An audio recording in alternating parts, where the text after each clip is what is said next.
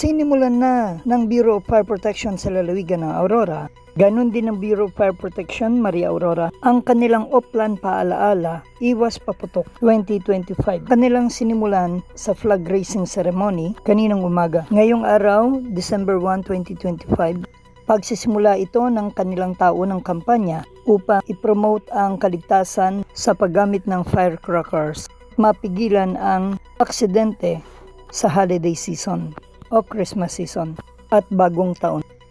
Kasama ang Philippine National Police, ang MDRRMO, sila'y nag-motorcade paikot ng bayan upang magpaalaala sa mga residente na maging ligtas at iwasan ang paggamit ng firecrackers o mga paputok at maging ligtas mula sa mga mapanganib na mga paputok. Pinangako pa rin nila ang kanilang tungkulin na maging ligtas, walang mapinsalang mga mamamayan sa pagsapit ng Christmas holiday. Ganon din ang isinagawa ng Bureau of Fire Protection Dinalungan Aurora at ng iba pang mga Bureau of Fire Protection stations sa lalawigan. Ganon din sa buong bansa.